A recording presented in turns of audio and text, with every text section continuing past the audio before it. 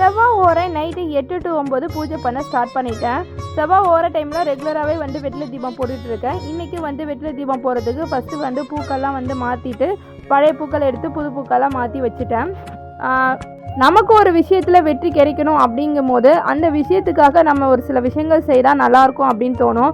அதுக்காக தான் நான் எப்போவுமே வாரம் என்னுடைய விஷயத்தில் எந்த ஒரு தடங்களும் இருக்கக்கூடாது, எல்லாமே நல்லபடியாக நடக்கணும் அப்படிங்கிறதுக்காக ரெகுலராகவே வெற்றிலை தீபம் ஒன்று போட்டுட்ருக்கேன்.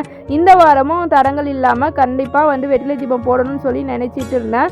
ஆனால் அதுலேயும் நிறைய ப்ராப்ளம்லாம் வந்துச்சு. சரி, ஒரு வழியாக ஆன்லைனில் வெற்றிலையும் வாங்கிட்டு பூக்களும் வாங்கி நல்லபடியாக வெற்றிலை தீபம் போட்டுட்டேன். இந்த வாரமும் ஏதாவது பிரச்சனை வந்துருமோ நினச்சிட்டே இருந்தேன். ஆனால் பிரச்சனை வந்துச்சு.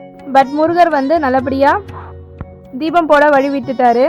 இன்றைக்கி 6 வெற்றிலை எடுத்து அதோட காம்பை கிள்ளிட்டு ஆறுமுக விளக்க வச்சு அழகாக வெற்றிலையை பூ போல் விரித்து அழகாக நெய் தீபம் போட்டேன். ஏன்னா வாரத்தில் ஒரு விளக்காவது நம்ம நெய் தீபம் போடணும். ஒரு நாளைக்கு ஒரு தீபம் போட்டால் கூட ரொம்பவே நல்லது. அதுக்கப்புறம் பூக்கள்லாம் வச்சு நல்லபடியாக சாமிக்கு விளக்கேற்றி முடித்து கந்த சஷ்டி கவசமும் பாடி முடிச்சிட்டேன். ரொம்பவே ஹாப்பியாக இருந்தது. இந்த வாரமும் நல்லபடியாக வெற்றிலை தீபம் போட்டுட்டேன் அப்படின்னு சொல்லிட்டு.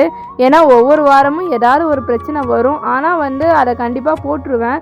இந்த வாரமும் ஒரு பிரச்சனை இருந்தது. அதை கண்டிப்பாக பிரச்சனை இல்லாமல் நல்லபடியாக தீபம் ஏற்றணும் கடவுளே முருகா அப்படின்னு சொல்லி வேண்டிட்டு இருந்தேன். அதுபடி இந்த வாரமும் வெற்றிலை தீபம் போட்டுட்டேன். ஆறுமுகம் அருளிடும் அனுதினமும் ஏறுமுகம். தொடர்ந்து என் வீடியோக்கு சப்போர்ட் பண்ணுங்கள். நீங்கள் சப்போர்ட் பண்ணால் மட்டும்தான் எனக்கு மேலும் வீடியோ போட தோணும். Keep support me. இந்த வீடியோ உங்களுக்கு பிடிச்சிருந்தா லைக் பண்ணுங்கள். மறக்காமல் சப்ஸ்கிரைப் பண்ணிவிட்டு போங்க. பை பை மை டியர் செல்ல குட்டீஸ்.